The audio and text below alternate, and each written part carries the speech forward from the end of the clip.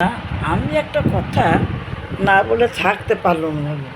তোমরা তো জানোই আমার মুখে কাটা খোঁচা নেই। আমি যেটা বলি মুখের সামনে বলে দিই। ওতে আমার ফেসবুক ইনকাম দেখ আর নাই দেখ।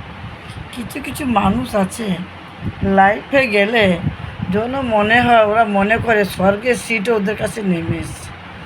ওরে বাবরে, কোনো কমেন্ট তো পড়েই না। পিনে বসানো দূরের কথা, মানে চোখে তো দেখতেই পায় না। মানে এমন করে তাদের নামগুলো উল্লেখ করতে পারি, কিন্তু কী দরকার, তারা ফেসবুক থেকে মনে হয় করে খায়।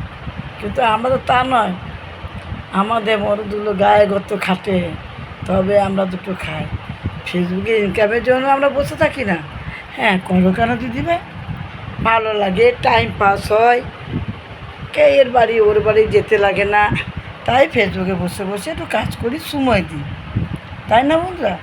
কিন্তু আমি অনেকগুলো লাইফে গেছি, কি বলবো বাবু, তোমাদের কথাগুলো মুখে আনতে আমার মনে হচ্ছে ট্যাক্স লাগবে।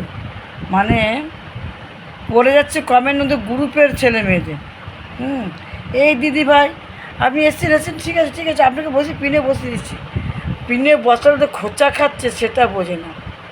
আরে পিনে বসানো কী আছে, চেয়ারে বসানো কী আছে, মানুষ সবাই। কিন্তু মানুষকে যদি গণ্য না করিস, মানুষকে যদি ভালোবাসতে না জানিস, ফেসবুক থেকে বেরিয়ে যা, কাজ করিস না। ফেসবুক তো আমার প্রপার্টি নয়, আমি বলতে পারি না। কিন্তু খুবই রাগ লাগে, মনে মনে এত রাগ লাগে যেন আমরা মানে আকাশ থেকে পড়ে যাই, কোথার থেকে আমরা উড়ে এসে জুড়ে বসি। আমরা যেন ফেসবুকের কোনো কাজ নিয়ম জানি না, ওরাই যেন সব কিছু জানে। বাপরে বাপরে, আমার যেন মনে হয় কানটা ধরে টেনে নিয়ে আসি, কিন্তু উপায় তো নয়। এটা তো আর অরিজিনাল মানুষ বুঝলেও তো আমি তাকে ধরে আনতে পারি না। তাই বন্ধুদের বলছি, তাদের থেকে অনেক দূরে থেকো। যেখানে দেখবে যে লাইফে সম্মান পাবে সেই লাইফে যাবে। যেমন আমি বলেছি মৃণাল কান্তি বিশ্বাস দাদা ভাইয়ের লাইফে যাবে, পঞ্চাননা যাবে, দিলীপ ভাইয়ের যাবে, সজল দাসের যাবে, আরও অনেকের আছে, হয়তো নাম মনে করতে পারছি না।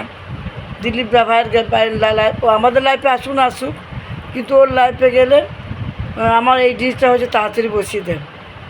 তো দাদা ভাই মৃণাল কান্তি দাদা ভাইও সুমিত্রা দিদি ভাই এসছে করে বসিয়ে দেয়।